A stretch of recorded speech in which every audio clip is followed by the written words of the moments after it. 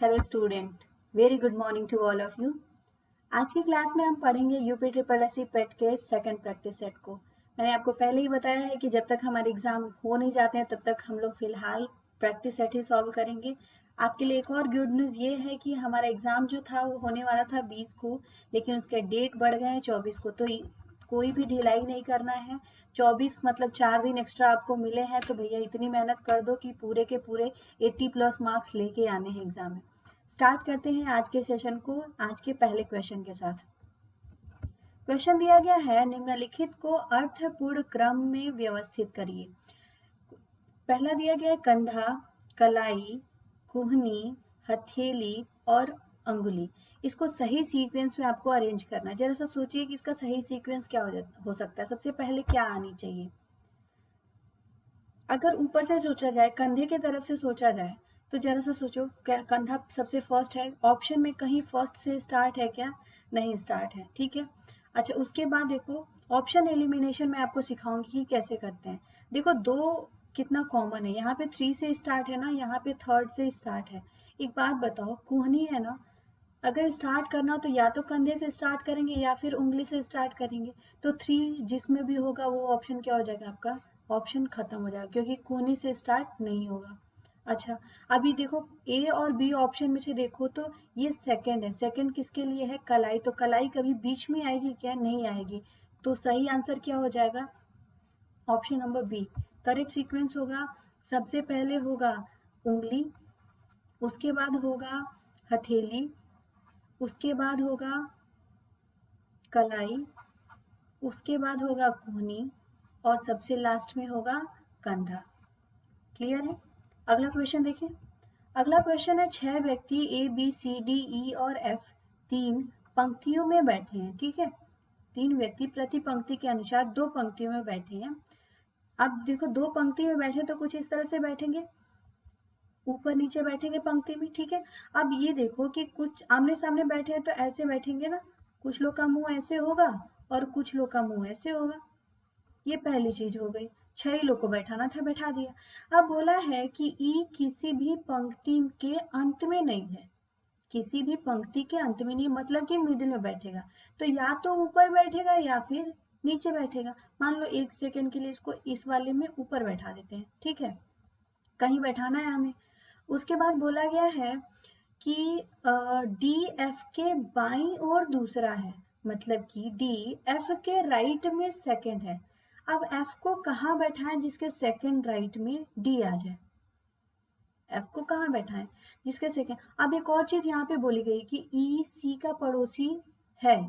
ई सी का पड़ोसी है, तो ई के अगल बगल में कहीं सी बैठेगा ना। मान लो यहाँ बैठा देते हैं अगर फॉर एग्जाम्पल, या फिर यहाँ कहीं बैठ जाएगा।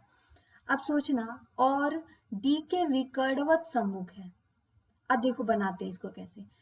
यहाँ पे आओ, ये वाला बोला गया कि डी एफ के बाईं और दूसरे स्थान पे, तो एफ को बनाओ, ठीक है। और एफ के बाईं ओर ये जो एरो बना हुआ है, तो इधर जाएगा तो बाईं जाएगा, तो यहाँ पे कौन बैठ गया? डी। और डी के विकर्णवत, विकर्णव मतलब ऐसे, कौन बैठा है? वो सी बैठा है। तो यहाँ ये वाला सी कौन क्या होगा? ये हट जाएगा, इसको हटा देते हैं, ठीक है। अब जरा सा देखो, बचा कौन है? कौन बचा है? बचा है बी एफ का पड़ोसी है। तो यहाँ पे कौन बैठ गया? बी बैठ गया। तो यहाँ पे कौन बैठ गया? ए। अब क्वेश्चन पूछा जा रहा है कि उपरोक्त सूचना के आधार पर बी के सम्मुख कौन है, मतलब बी के सामने कौन बैठा है। तो करेक्ट आंसर इसका क्या हो जाएगा? ऑप्शन नंबर डी, ई बैठा है, ठीक है। अगला क्वेश्चन देखते हैं। निम्नलिखित प्रश्न में दिए गए 4 विकल्पों में से 3 विकल्प तार्किक रूप से संबंधित हैं। उस विकल्प को चुनिए जो भिन्न है। आपके पास 4 विकल्प दिए गए हैं, उसमें से 3 क्या है? एक दूसरे से मिलता जुलता है, ठीक है। चौथा है एक दूसरे से मिलता जुलता नहीं, वो कौन सा वाला ऑप्शन है? आपको ये फाइंड आउट करना है। अब जरा सा देखो, ये सब क्या है? सब क्यूब है, ठीक है। लेकिन जो डी वाला है ना, ये किसी किसी भी संख्या का क्यूब नहीं है। तो इसका करेक्ट आंसर क्या हो जाएगा? Option number D. आगे समझ में। अगला क्वेश्चन देख लें। ये देखो, यदि किसी माह की 23वीं तारीख को रविवार है, मतलब 23 तारीख है, उस दिन क्या पड़ रहा है? संडे पड़ रहा है, ठीक है। तो 2 सप्ताह और 4 दिन पहले कौन सा दिन था? 2 सप्ताह और 4 दिन। तो पहले ये देखो 2 सप्ताह और 4 दिन में कितने दिन होंगे? आपको पता है एक सप्ताह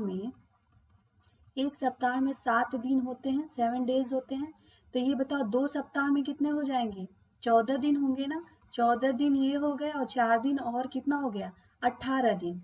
ये आपको ये पता है 23 दिन पहले संडे था। अब जरा सा देखो, एक चीज देखना, इसको क्या करो ना, 7 से डिवाइड कर दो। 7 से डिवाइड करेंगे तो 7 दूना 14 और 4 क्या आ जाएगा आपका? रिमाइंडर आ जाएगा। 2 बार में कट गया, 4 क्या हो गया? 4 आपका शेषफल बचा। अभी क्या करो ना, संडे से 4 दिन पहले पूछा गया, तो 4 दिन पहले कौन सा दिन पड़ेगा? संडे से 4 दिन पहले कौन सा दिन पड़ेगा? जरा सा सोचो। तो क्या होगा वो? वेडनेसडे होगा कि नहीं? वेडनेसडे। तो इसका सही आंसर क्या होगा? Option number C. आगे समझ में? अगला क्वेश्चन देख लेते हैं। क्वेश्चन दिया गया है कि एक दर्पण में देखने पर पता चलता है कि एनालॉग घड़ी में 1:30 हो रहा है।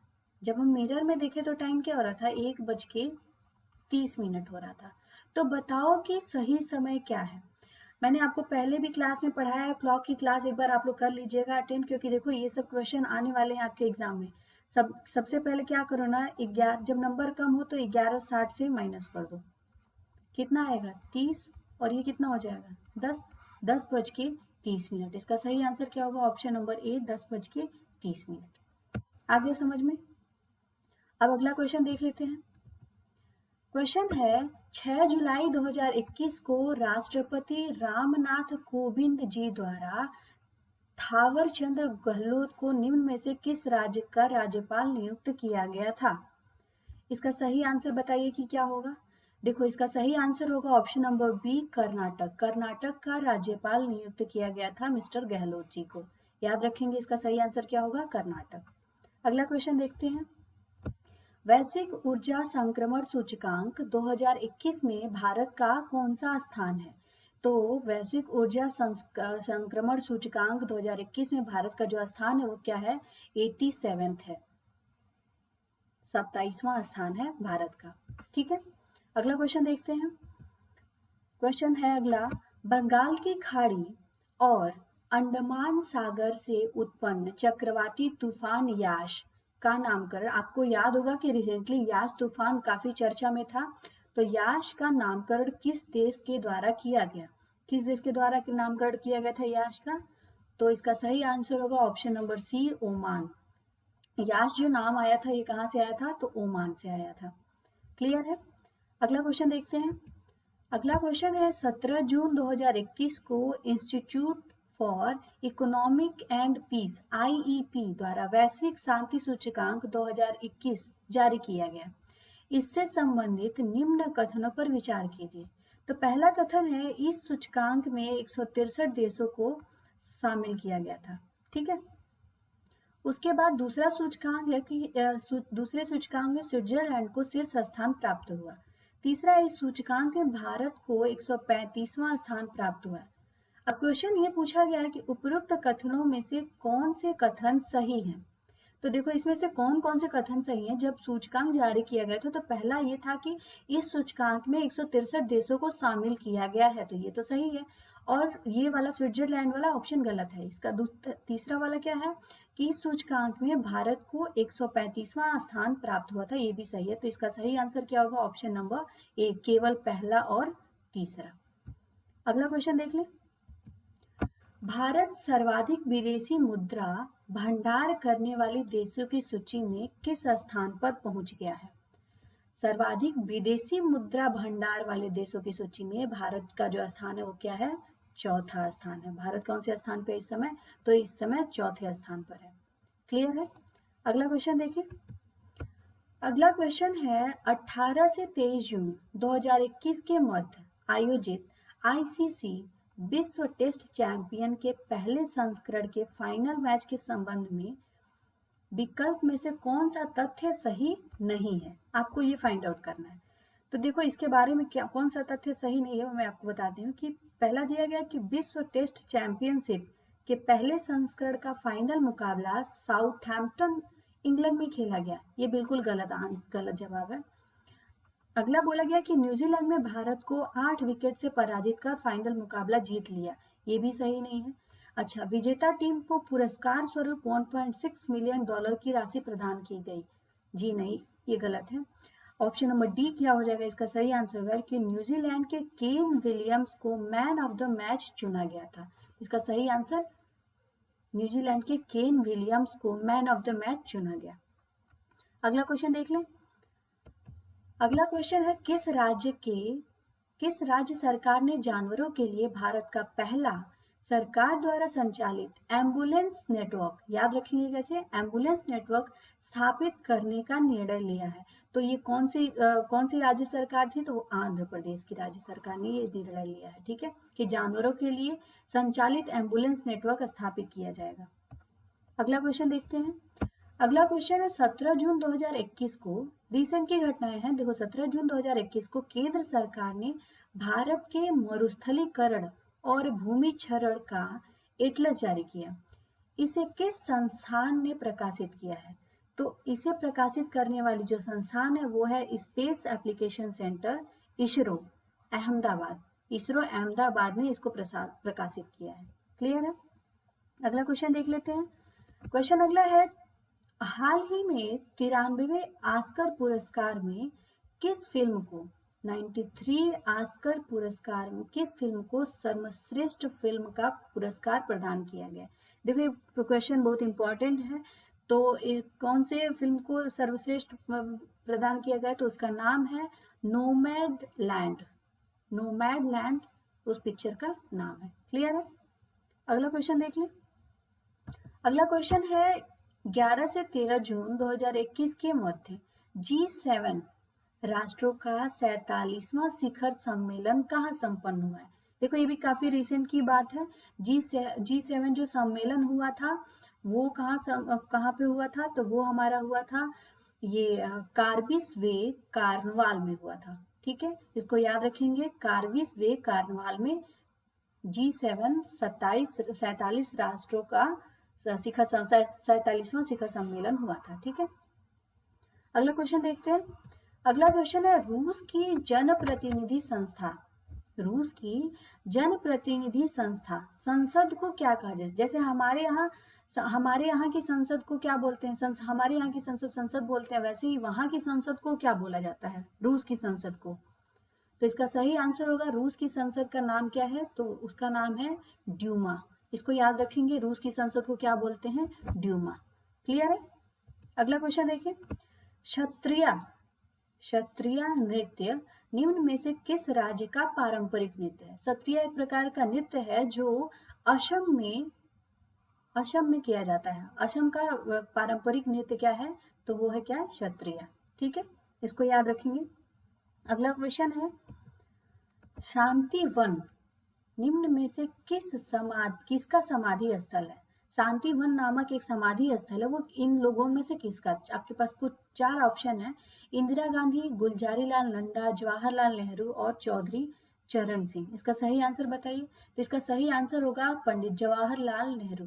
शांति वन किसका समाधि स्थल है, तो क्या है, जवाहरलाल नेहरू का। क्लियर है। अगला क्वेश्चन देखते हैं। अगला क्वेश्चन है, भारत का कौन सा संघ राज्य क्षेत्र आकार में सबसे बड़ा है। फिर से पढ़ते हैं, भारत का कौन सा संघ राज्य क्षेत्र आकार में सबसे बड़ा है। तो इसका सही आंसर होगा पौंडीचेरी। पौंडीचेरी क्या है, आकार में क्या है, सबसे बड़ा है। क्लियर है। अगला क्वेश्चन देखते हैं। अगला क्वेश्चन है, इनमें से कौन सा भारत का सबसे पहला और एकमात्र केंद्र शासित प्रदेश है। याद रखना, केंद्र शासित प्रदेश है, लेकिन एकमात्र केंद्र शासित प्रदेश है जहां का सारा कामकाज पूर्णतया सौर ऊर्जा से संचालित होता है। वो कौन सा केंद्र शासित प्रदेश है जहां का सारा कामकाज पूर्णतया सौर ऊर्जा से संचालित होता है। तो इसका सही आंसर होगा option number D, Diu. Diu वो जगह है जहां का सारा कामकाज कैसे होता है, सौर ऊर्जा से संचालित होता है। ठीक है, अगला क्वेश्चन देखते हैं। अगला क्वेश्चन है, अंतरराष्ट्रीय परमाणु ऊर्जा एजेंसी का मुख्यालय है।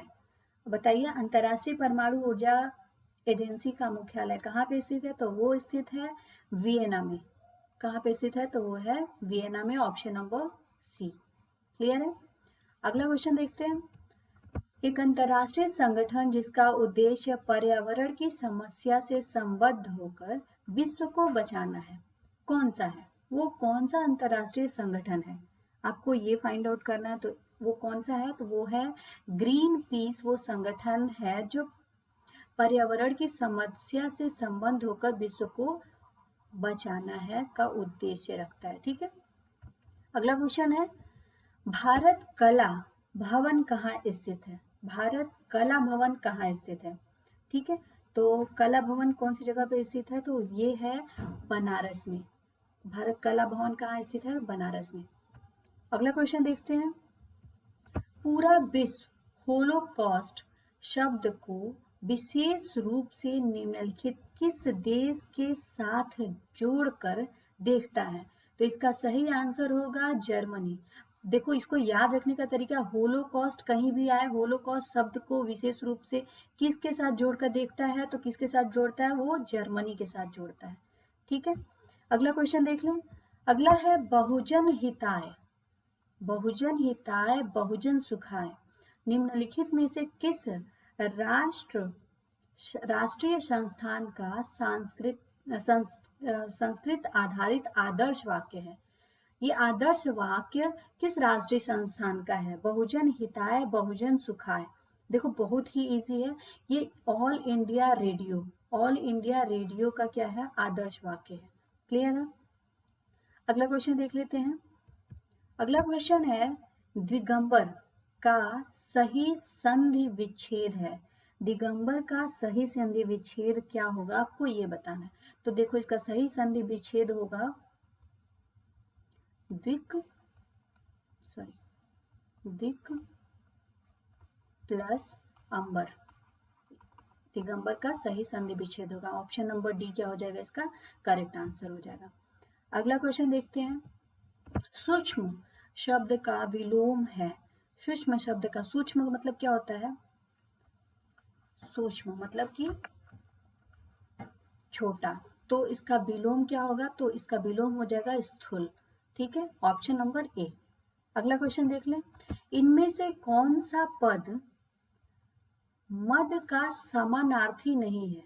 मद का समानार्थी जो नहीं है वो क्या है? वो है शिथिल। मद का समानार्थी शिथिल नहीं है। बाकी सब क्या है? मद के ये सब समानार्थी हैं। ठीक है। अगला क्वेश्चन देख लेते हैं। जो कम खर्च करता हो, इस वाक्यांश के लिए एक शब्द बताना है आपको। जो कम खर्च करता हो, इसका मतलब ये थोड़ा है कि वो कंजूस होगा, नहीं। ठीक है। लोभी तो हो नहीं सकता, मक्खी चूस हो नहीं सकता। तो क्या होगा? ये मितव्ययी, मतलब जो कम खर्च करता है उसके लिए एक वाक्य होगा मितव्ययी। क्लियर है? अगला क्वेश्चन देख लेते हैं। जूही की कली किसकी रचना है? चार ऑप्शन है आपके पास, प्रसाद, पंत, तुलसीदास और निराला। तो जूही की कली किसकी रचना है? ये निराला जी की रचना है। ठीक है। अगला क्वेश्चन देख लेते हैं। अगला क्वेश्चन दिया गया है, एक निर्देश दिया गया। निर्देश है कि दिए गए गद्यांश के आधार पर नीचे दिए गए प्रश्न 50 से 60 के उत्तर दीजिए। मतलब 56 से 60। तो क्वेश्चन नंबर 56 से 60 तक आपको ऐसे एक गद्यांश आएगा, उसको पढ़ना होगा और उसके आंसर देने होंगे।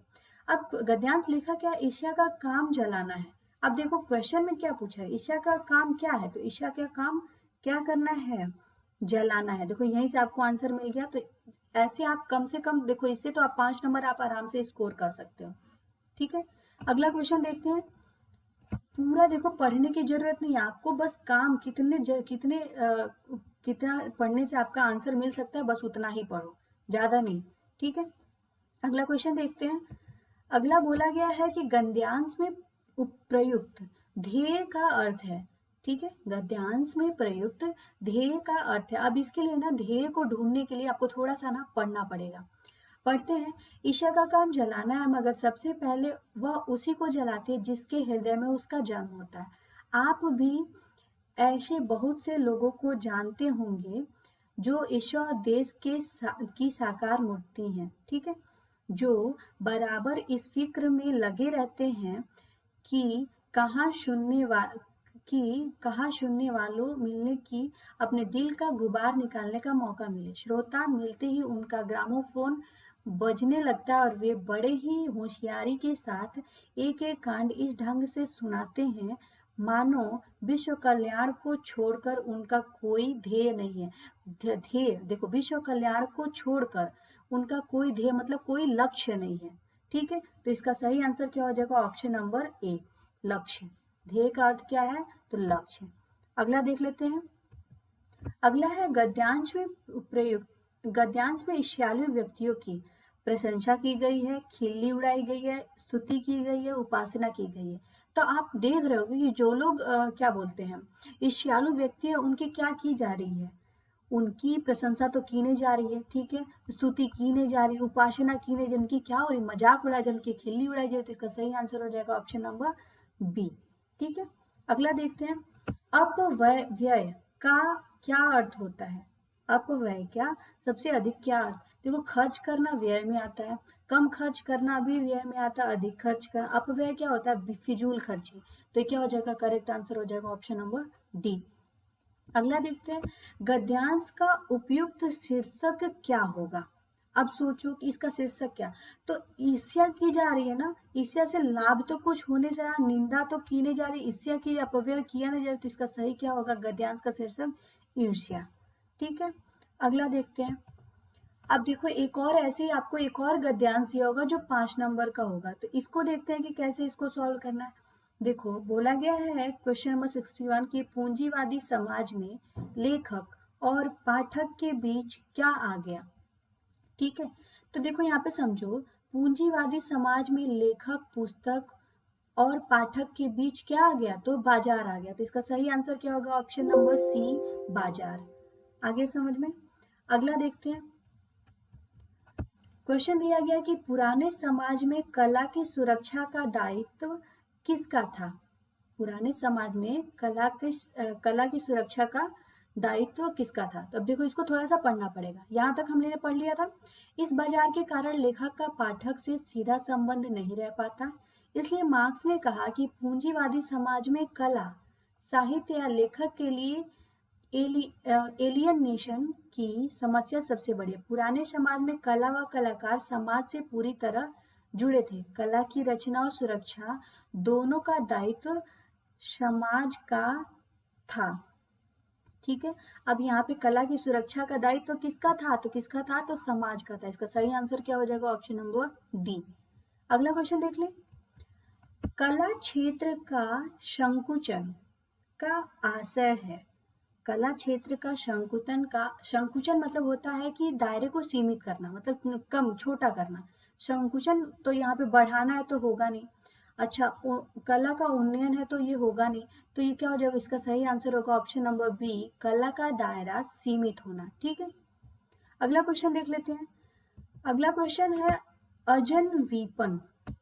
अजनवीपन का आशय क्या है? ठीक है, अब देखो, इसमें लिखा गया है इससे उसका अजनवीपन या एलिएशन और बढ़ा।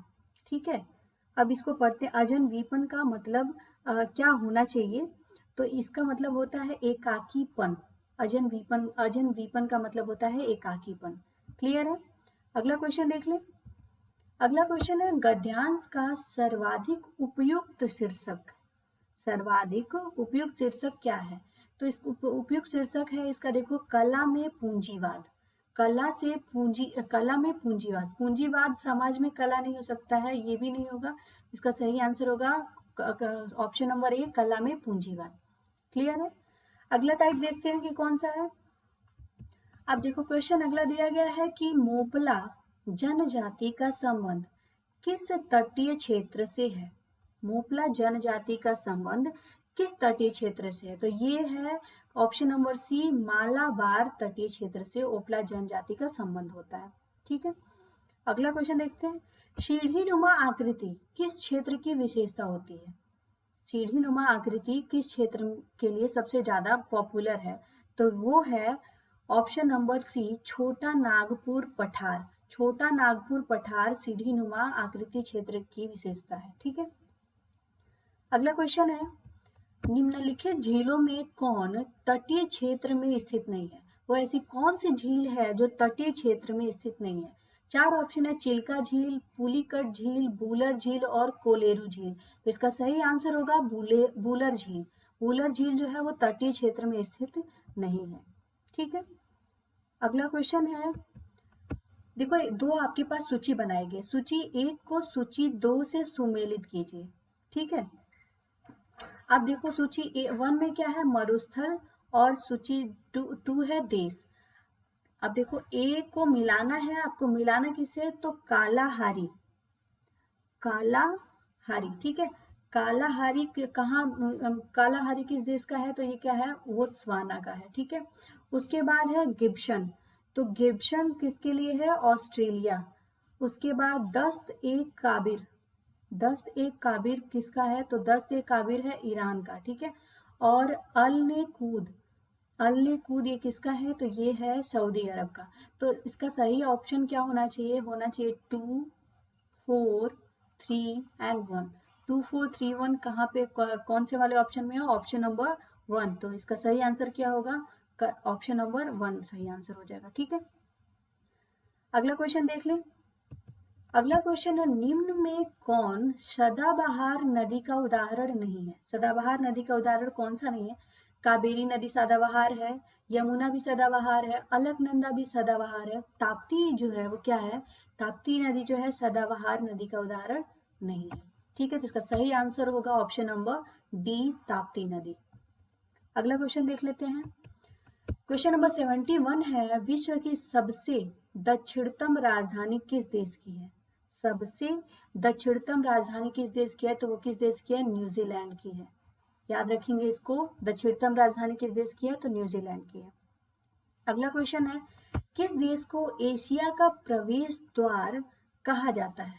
एशिया का प्रवेश द्वार किस देश को कहा जाता है, तो इसका सही आंसर है ऑप्शन नंबर डी, तुर्की को एशिया का प्रवेश द्वार कहा जाता है। ठीक है, अगला क्वेश्चन है, उत्तर प्रदेश राज्य का ललितपुर जिला किस खनिज के लिए प्रसिद्ध है? उत्तर प्रदेश राज्य का ललितपुर जिला किस खनिज क्षेत्र के लिए, किस खनिज के लिए प्रसिद्ध है? तो ये प्रसिद्ध है किसके लिए, यूरेनियम के लिए। यहाँ पे सबसे ज्यादा क्या पाया जाता है, तो यूरेनियम पाया जाता है। ठीक है, अगला क्वेश्चन देखते हैं। अगला क्वेश्चन है, निम्न भारतीय राज्यों में कौन पाकिस्तान से अपनी सीमा नहीं बनाता है? देखो गुजरात है, पंजाब है, हरियाणा और राजस्थान। तो वो कौन सा राज्य है, तो ऑप्शन नंबर सी क्या है, हरियाणा, जो पाकिस्तान से अपनी सीमा नहीं बनाता है। ठीक है, अगला क्वेश्चन देखते हैं। अगला क्वेश्चन है, दंतेवाड़ा जिला जो एक नक्सलवादी क्षेत्र है, दंतेवाड़ा जिला जो एक नक्सलवादी क्षेत्र है, भारत के किस राज्य में स्थित है? देखो बहुत ही सिंपल है, लेकिन 1 नंबर में पूछा गया है, तो इसका सही आंसर हो गया छत्तीसगढ़। दंतेवाड़ा कहाँ स्थित है, तो हमारे छत्तीसगढ़ में स्थित है। ठीक है, अगला क्वेश्चन देख लेते हैं। अगला क्वेश्चन है, हड़प्पा सभ्यता में वह कौन सी फसल है जिसका सर्वप्रथम उत्पादन हुआ था? तो हड़प्पा में जो सबसे पहले जिस फसल का उत्पादन हुआ था उसका नाम था कपास। सबसे पहले उन लोगों ने किस चीज का उत्पादन किया था, वो था कपास। अगला क्वेश्चन देखते हैं, जाबालोपनिषद, जाबालोपनिषद किस वेद का हिस्सा है? ऋग्वेद, यजुर्वेद, सामवेद और अथर्ववेद। जाबालोपनिषद किस वेद का हिस्सा है, तो ये है यजुर्वेद का हिस्सा है। याद रखेंगे, जाबालोपनिषद किसका हिस्सा है, तो यजुर्वेद का हिस्सा है। अगला क्वेश्चन देखते हैं, निर्वाण शब्द का अर्थ क्या होता है? निर्वाण, निर्वाण देखो ये बहुत बार सुना हुआ वर्ड है। निर्वाण मतलब क्या होता है कि अंधकार के दिए का बुझ जाना। निर्वाण मतलब कि आपके जीवन में अगर अंधकार है, निर्वाण की प्राप्ति हो गई, मतलब क्या, अंधकार आपकी लाइफ से चला गया। ठीक है, इसका सही आंसर क्या होगा, ऑप्शन नंबर बी। अगला क्वेश्चन देखते हैं। अगला क्वेश्चन है, धार्मिक सहिष्णुता का जिक्र किस लेख में मिलता है? तो धार्मिक सहिष्णुता का जिक्र किस में मिलता है, तो ये 7th में मिलता है। ठीक है, अगला क्वेश्चन देखें। अगला क्वेश्चन है, कविराज की उपाधि किसे मिली थी? किस किस पर्सन को कविराज की उपाधि मिली थी, तो उनको वो कौन थे, वो समुद्रगुप्त थे। समुद्रगुप्त को कविराज की उपाधि दी गई थी। ठीक है, अगला क्वेश्चन है अलाई दरवाजा। देखो अलाई दरवाजा किसने बनवाया था? अलाई दरवाजा बनाया था अलाउद्दीन खिलजी ने। अलाई से याद रखेंगे, अलाई से अलाउद्दीन खिलजी। अलाई दरवाजा बनवाने वाले व्यक्ति का नाम था अलाउद्दीन खिलजी। क्वेश्चन नंबर 82 है संयोगिता। संयोगिता किस वंश की थी? तो संयोगिता जो थी वो थी गढ़वाल वंश। कौन से वंश की थी वो? संयोगिता गढ़वाल वंश की थी। इसका सही आंसर होगा ऑप्शन नंबर डी। अगला क्वेश्चन देखते हैं झांसी रेजिमेंट का गठन किसने किया? झांसी रेजिमेंट का गठन करने वाले कौन थे? तो वो थे सुभाष चंद्र बोस जी। इन्होंने झांसी रेजिमेंट का गठन किया था। तो इसका सही आंसर होगा ऑप्शन नंबर बी। अगला क्वेश्चन देखते हैं पहली बार नरम दल और गरम दल का विलय मतलब आपस में कब मिलाया गया था, विलय कब हुआ? तो नरम दल और गरम दल को आपस में 1916 में मिलाया गया था। ठीक है, अगला क्वेश्चन देखते हैं अमार सोनार बांग्ला। एक गीत है अमार सोनार बांग्ला। गीत की रचना किसने किया था? तो इसकी रचना किया था रविन्द्रनाथ टैगोर ने। किसने किया था? रविन्द्रनाथ टैगोर ने। ठीक है, अगला क्वेश्चन देख लेते हैं। अगला क्वेश्चन है इंग्लिश से फाइंड द स्पॉटिंग एरर। आपको बताना है कि इसमें इस कौन से वाले सेंटेंस में एरर है। तो देखो to bring this to you correct sentence है। अच्छा, ये है वेयर एवर यू आर, ये भी करेक्ट है। ठीक है, अगला है how ever you have time. तो ये क्या हो जाएगा? ये करेक्ट सेंटेंस नहीं है। तो ये क्या हो जाएगा? इसका सही आंसर होगा, मतलब ये इसका सही आंसर होगा। बाकी ये सब तो ये करेक्ट सेंटेंस है। ठीक है, इसमें क्या है? एरर है। अगला क्वेश्चन देख लेते हैं। अगला है फिल इन द ब्लैंक्स। ये खाली जगह इसको फिल करना है। ठीक है, क्वेश्चन दिया गया the big stone mountain was the only dash the lost traveler remembered। इसमें खाली जगह पे भरना है। तो स्पेसिमेन तो भरा है, स्पेसिमेन होगा नहीं, शॉवेनियर नहीं होगा, पीस नहीं होगा, क्या होगा? लैंडमार्क। यहाँ पे क्या फिल होगा? तो ये होगा लैंडमार्क। ठीक है, सही आंसर होगा option number D. The big stone mountain was the only landmark the lost traveller remembered. ये लैंडमार्क है जो ट्रेवलर खो जाते हैं उनको याद रहता है। ठीक है, अगला क्वेश्चन देखते हैं। अगला क्वेश्चन है आइटम्स और फ्रेज। क्वेश्चन है अ क्लॉक एंड बल story. A clock and bull story. ठीक है, तो इसका सही आंसर होगा एन इमेजिनरी स्टोरी। ये कौन सी स्टोरी है? तो क्या है इसका आइटम फ्रेज इसका क्या होगा? An imaginary story. इसका सही आंसर होगा ऑप्शन नंबर बी। अगला क्वेश्चन देख ले। अगला है इम्प्रूव द सेंटेंसेस। इस सेंटेंस को इम्प्रूव करना है। ठीक है, अब देखो यहाँ पे एक अंडरलाइन की गई है हैज हैड लव्ड। क्वेश्चन दिया गया है C and dad would has had loved Amit. तो यहाँ पे क्या होगा? Have loved. यहाँ पे सही होना चाहिए हैव लव्ड। ठीक है, अमित। क्लियर है? अगला क्वेश्चन देखते हैं। अगला क्वेश्चन है चेंजिंग इनटू पैसिव। इसको पैसिव में चेंज करना है। देखो यहाँ पे पैसिव में चेंज किया हुआ है। क्वेश्चन है the movie critic wrote a sarcastic review. ठीक है, अब देखो चेंज किया है और sarcastic review written by the movie critic, गलत है। उसके बाद यहाँ पे review which is sarcastic was written by the movie critic, गलत है। अच्छा, a review which is sarcastic is written by the movie critic, ये भी गलत है। अगला देख लेते हैं a sarcastic review was written by the movie, बिल्कुल सही है। तो ये क्या हो जाएगा? इसका सही आंसर होगा ऑप्शन नंबर डी। आ गया समझ में? अगला क्वेश्चन देख लें। अगला क्वेश्चन है पिछड़े देशों के लिए रोलिंग प्लान का सुझाव किसके द्वारा दिया गया था? पिछड़े जो देश पिछड़े हुए उनके लिए रोलिंग प्लान का सुझाव किसी ने दिया था? ये देने वाले व्यक्ति कौन थे? तो वो व्यक्ति थे जी मेडल द्वारा। किसने दिया था? आप याद रखेंगे रोलिंग प्लान किसके द्वारा दिया गया था सुझाव? तो जी मेडल द्वारा दिया गया था। ठीक है, अगला है भारत में योजना के आरंभ से किसी भी पंचवर्षीय योजना में अनाच्छादित कुल वर्षों की संख्या क्या होती है? तो कुल वर्षों की संख्या क्या होती है? 7 होती है। ठीक है, इसका सही आंसर होगा ऑप्शन नंबर बी। अगला क्वेश्चन देख लें। अगला क्वेश्चन है 11वीं पंचवर्षीय योजना में सबसे अधिक रोजगार के अवसर में वृद्धि की आशा की गई थी। कब की गई थी? तो निर्माण कार्यों में, जब निर्माण कार्यों में सबसे ज्यादा रोजगार अवसर की वृद्धि की आशा की गई थी 11वीं पंचवर्षीय योजना में। ठीक है, तो इसका सही आंसर होगा क्या? Option number B. अगला क्वेश्चन देख लेते हैं। अगला क्वेश्चन है राष्ट्रीय विकास परिषद का गठन जिस तिथि को हुआ था वह थी। राष्ट्रीय विकास परिषद का गठन जिस तिथि को हुआ था वह तिथि कौन सी थी? तो वह तिथि थी 6 अगस्त 1952।